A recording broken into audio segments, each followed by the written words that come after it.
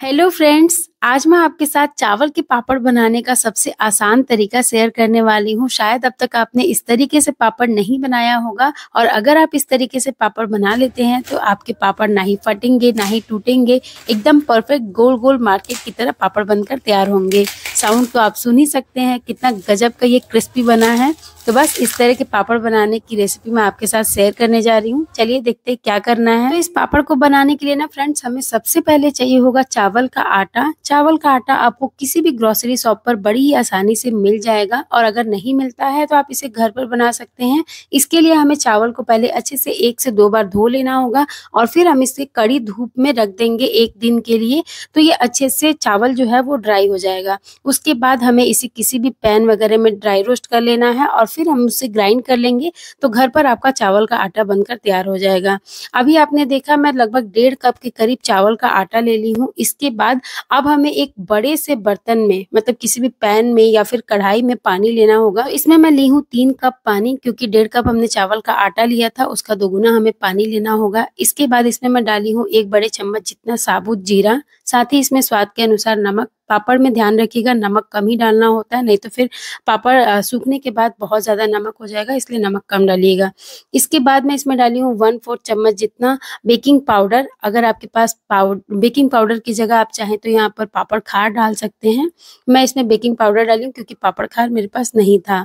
इसके बाद मैं इसमें डाली हूँ 1 चम्मच जितना रिफाइंड तेल और फिर इन सारी चीज़ों को अच्छे से मिक्स करने के बाद अब हम इस पैन को रखेंगे गैस के ऊपर, क्योंकि हमें पानी को अच्छे से गर्म करना है। अच्छा, इन सारी चीज़ों के अलावा अगर आपको कुछ और मसाले भी इसमें ऐड करने हैं तो अभी आप पानी में डाल दीजिए। जैसे आप चाहें तो चिली फ्लेक्स डाल सकते हैं, अजवाइन डाल सकते हैं, धनिया पत्ती डाल सकते हैं।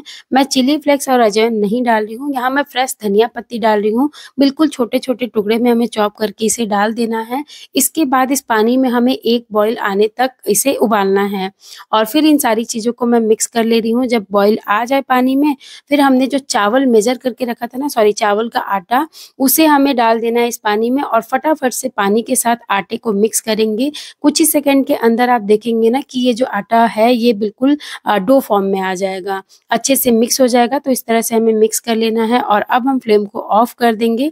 अच्छा, आटा डालने से पहले हमें यहाँ पर फ्लेम को लो कर देना है, उसके बाद ही आटा डालिएगा। हाई फ्लेम पर अगर आप चावल का आटा डाल देते हैं इसमें तो ये पूरा जल सकता है, इसलिए यहाँ पर फ्लेम को लो कर दीजिएगा।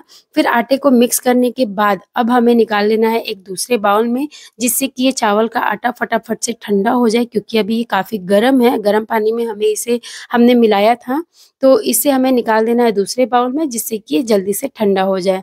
चम्मच से भी मैं सारा ये आटा चम्मच में चिपक गया था तो मैं निकाल ली हूँ और अभी मैं इसे ढककर सिर्फ 10 मिनट के लिए छोड़ दी हूँ। 10 मिनट में ये काफ़ी अच्छे से ठंडा हो गया था।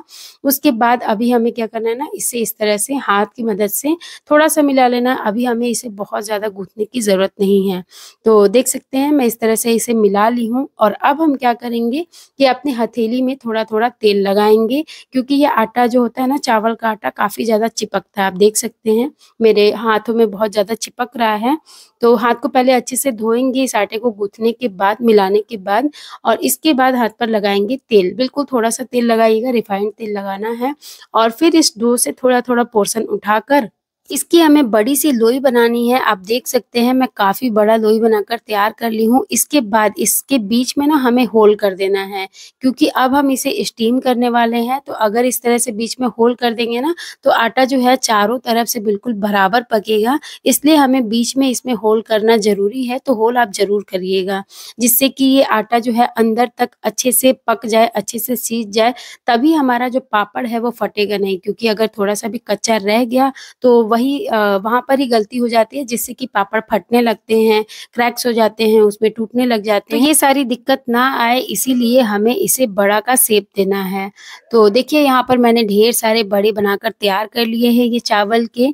अच्छा, मैं सिर्फ़ 6 बड़े बनाई हूँ, थोड़ा-सा आटा मेरे पास ये बच गया, मैं इसे नहीं बनाई हूँ क्योंकि मैं थोड़ा-सा ही पापड़ आपको बनाकर दिखाऊँगी, बाद में मैं और पापड़ बनाऊँगी। उस आटे से मैं पराठा वगैरह बनाकर खा लूँगी। तो अभी मैंने 6 बड़े बना लिए हैं। इसके बाद बाद अब हमें स्टीम करना है इसे। स्टीम करने के लिए हमें किसी भी बड़े बर्तन में पानी गर्म होने के लिए रख देना है। ज़्यादा पानी एक साथ में आप गर्म करने के लिए रखिएगा, जिससे कि पानी आपका कम ना पड़े। इसके बाद हमें इस पानी के ऊपर रखना है कोई भी इस तरह का जाली वगैरह, जिससे कि हम आराम से इसे स्टीम कर पाएँ। और फिर सारे बड़े हमें रख लेने हैं इस जाली के ऊपर, और अब इसे ढककर हमें लगभग 20 मिनट के लिए इसे स्टीम करना है मीडियम फ्लेम पर। 20 मिनट से कम मत करिएगा, नहीं तो फिर अच्छे से ये अंदर से पकेगा नहीं। तो 20 मिनट तक हमें अच्छे से इसे स्टीम करना है। 20 मिनट हो चुका है। अब बड़े सारे मैं निकाल लूँगी। जिस बाउल में हमने आटे को गूँथा था, उसी बाउल में मैं इस बड़े को निकाल ले रही हूँ। फटाफट से इसे हम कट करेंगे और थोड़ी देर के लिए हम इसे छोड़ देंगे ठंडा होने के लिए। अभी ये काफ़ी ज़्यादा गर्म है, तो मैं इसे काट ले रही हूँ, जिससे कि ये जल्दी से ठंडा हो जाएगा, ज़्यादा टाइम नहीं लगेगा। आप देख सकते हैं ये चावल का आटा कितना सॉफ्ट लग रहा है ना देखने में, बिल्कुल। तो अभी हम इसे साइड में रख देंगे ठंडा होने के लिए, तब तक हम आगे की तैयारी करेंगे। तो अब हमें क्या करना है ना, चावल का पापड़ बनाने के लिए इस तरह का प्लास्टिक शीट लेना है। 2 प्लास्टिक शीट की हमें ज़रूरत पड़ेगी, और इस प्लास्टिक शीट के ऊपर मैं थोड़ा-थोड़ा तेल डाली हूँ, रिफाइंड तेल, और प्लास्टिक शीट को अच्छे से ग्रीस कर ली हूँ। दोनों प्लास्टिक शीट के ऊपर हमें तेल लगा लेना है। इसके बाद अब ये देखिए, यहाँ पर ये चावल का आटा ठंडा हो गया, लगभग 5 मिनट के करीब हो गया था। अब हमें इसे गूँथना है, तो हाथ से हम इसे अच्छे से गूँथेंगे और आप देखेंगे कि ये एक डो फॉर्म में आ जाएगा, अच्छा सा इसका डो बनकर तैयार हो जाएगा। थोड़ा-थोड़ा ये हाथ में चिपकता है, तो आप चाहें तो तेल वगैरह लगा सकते हैं, यहाँ पर ऑयल लगा लेंगे तो फिर ये चिपकेगा नहीं। इस तरह से हमें इसे अच्छे से गूँथ लेना है, जिससे कि हमारा पापड़ फटे नहीं। यहाँ पर इसे अच्छे से गूँथना ज़रूरी है, तो इसे थोड़ा टाइम देकर अच्छे से गूँथ लीजिएगा। तो देखिए, अब ये आटा काफ़ी अच्छे से गूँथ चुका है, बिल्कुल चिकना हो गया है। अब हम क्या करेंगे कि अपने हाथों में तेल लगाएँगे, जिससे कि आटा हथेली में चिपके नहीं, और इसके बाद इस आटे से हम थोड़ा-थोड़ा पोर्शन उठाएँगे और इसकी छोटी-छोटी सी लोई बनाना शुरू करेंगे। जितना पूरी के लिए जिस साइज़ का लोई हम बनाते हैं ना, उसी साइज़ की लोई, या फिर आप एक रसगुल्ले की साइज़ की लोई बना लीजिए, रसगुल्ला कह सकते हैं, या फिर आप एक छोटी नींबू की साइज़ की लोई बना लीजिए। और फिर हमें इस लोई को रखना है प्लास्टिक शीट पर, ग्रीस किए हुए प्लास्टिक शीट के ऊपर रखेंगे। उसके ऊपर दूसरी वाली प्लास्टिक शीट रखेंगे, और फिर इस तरह का कोई भी प्लेट वगैरह आप लीजिए, और इस तरह से हमें इसे प्रेस कर देना है। आप देखेंगे कि बिल्कुल गोल, मतलब कहीं से भी टेढ़ा-बेंका भी नहीं हुआ है, बिल्कुल गोल ये पापड़ बनकर तैयार हो जाएगा। इस तरह से हमें प्रेस करना है। जितना मोटा-पतला रखना चाहें वो आपके ऊपर है, मोटा-पतला आप रख सकते हैं। वैसे बहुत ज़्यादा पतला भी मैं नहीं रखी हूँ, बहुत ज़्यादा मोटा भी नहीं रखी हूँ। मीडियम साइज़ का मैं ये पापड़ बनाकर तैयार कर रही हूँ। इसके बाद इसी तरह से बाकी सारे पापड़ भी हम बनाकर तैयार कर लेंगे, और फिर हमें इसे सूखने के लिए रखना है। तो देखिए, ये दूसरा पापड़ भी मैं बनाकर तैयार कर ली हूँ, और अभी मैं ना आपको इसकी थिकनेस दिखाती हूँ कि मैंने इसको कितना मोटा रखा है। जितनी मोटी हम पूरी वगैरह बनाते हैं ना, बिल्कुल उतना मोटा मैं इस पापड़ को बनाकर तैयार की हूँ। इसी तरह से बाकी सारे पापड़ भी हम बना लेंगे, और अब हमें इसे सूखने के लिए रखना है। तो पहले ना मैंने इसे धूप में नहीं रखा है, मैं इसे ऐसे ही घर में ही फैलाई थी। जब ये पापड़ थोड़े से सूख गए थे, मतलब 1 दिन के बाद मैंने ना इस पापड़ को धूप में रखा था, जबकि पापड़ बिल्कुल आराम से निकल गए थे प्लास्टिक से, अपने आप अलग हो गए थे। तब मैंने इसे निकाल कर 3 से 4 घंटे के लिए धूप में रख दिया था, जिससे कि पापड़ काफ़ी अच्छे से सूख गए थे, ड्राई हो गए थे। तो इस तरह से बाकी सारे पापड़ को भी आप देख सकते हैं, थोड़ा-थोड़ा गैप करके हमें एक प्लास्टिक शीट के ऊपर फैला लेना है। अच्छा, जिस प्लास्टिक शीट पर हम इस पापड़ को फैलाएँगे ना, उस प्लास्टिक शीट को भी आप थोड़ा-सा तेल से ग्रीस कर दीजिएगा, जिससे कि पापड़ बिल्कुल आराम से निकल जाएगा। आपको निकालने की भी ज़रूरत नहीं पड़ेगी, वो अपने आप ही निकल जाएगा। तो देखिए, यहाँ मैं ढेर सारे पापड़ बनाकर तैयार कर ली हूँ, और अब इस पापड़ को मैं लगभग 24 घंटे के लिए घर में ही छोड़ दी थी सूखने के लिए। 24 घंटे के बाद ये सारे पापड़ अपने आप ही प्लास्टिक से अलग हो गए थे। फिर मैंने इसे निकाल कर धूप में रख दिया था 3 से 4 घंटे के लिए। 3-4 घंटे में ही काफ़ी अच्छे से ड्राई हो गया है, और अब मैं आपको यहाँ पर फाइनल लुक दिखा रही हूँ ये पापड़ का। देखिए, सूखने के बाद ये पापड़ कितना ज़्यादा, मतलब गज़ब का, देखकर ही पता चल रहा है कि बहुत ही ज़्यादा अच्छा बना है। ना ही कहीं से टूटा है, ना ही कहीं से फटा है, क्रैक हुआ है। मतलब बहुत ही अच्छा पापड़ का शेप भी आया है, और पापड़ बहुत सुंदर भी लग रहा है देखने में। आप कोई भी पापड़ उठाकर देख लीजिए, कहीं से भी पापड़ टूटा नहीं है, फटा नहीं है, बिल्कुल गोल-गोल पापड़ बनकर हमारे तैयार हुए हैं।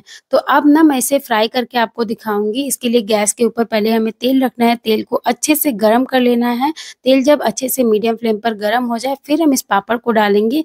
पापड़ तेल में डालते ही बिल्कुल 4 गुने साइज़ के बड़े हो जाएँगे। आप देख ही सकते हैं बहुत ही ज़्यादा ये बड़ा हो गया है और सिर्फ़ 10 से 12 सेकंड लगता है इस पापड़ को तलने में। देखिए ये पापड़ अभी कितना छोटा-सा है ना, बहुत ही छोटू-सा ये पापड़ है। इसको जैसे ही मैं तेल में डालूँगी 4 गुना बड़ा ये हो जाएगा। देखिए आप देख सकते हैं काफ़ी अच्छे से ये पापड़ मतलब बहुत ही कम टाइम लगा इसको तलने में और कितना बड़े साइज़ का हो गया है। तो बना है ना बिल्कुल मज़े का ये पापड़, बहुत ही ज़्यादा गज़ब बना था। अगर इस तरह से आप पापड़ बनाते हैं ना इस ट्रिक के साथ तो आपका पापड़ कभी भी फटेगा नहीं, खराब नहीं होगा। साल भर तक आप इसे स्टोर करके रख सकते हैं किसी भी एयर टाइट कंटेनर में और साल भर तक आप इसे एन्जॉय कर सकते हैं। बस बीच-बीच में एक बार आप इसे धूप दिखा लीजिएगा 1-2 बार, जिससे कि पापड़ बिल्कुल भी खराब नहीं होंगे। तो मैंने ढेर सारे पापड़ आपको तलकर दिखा दिए। अब आप भी फटाफट से इस पापड़ की रेसिपी को जल्दी से ट्राई करिए और कमेंट बॉक्स में ज़रूर बताइएगा कि आपका पापड़ कैसा बना। अब अगर आपको मेरी ये रेसिपी थोड़ी-सी भी पसंद आई हो तो प्लीज़ वीडियो को लाइक करके चैनल को सब्सक्राइब ज़रूर करिएगा।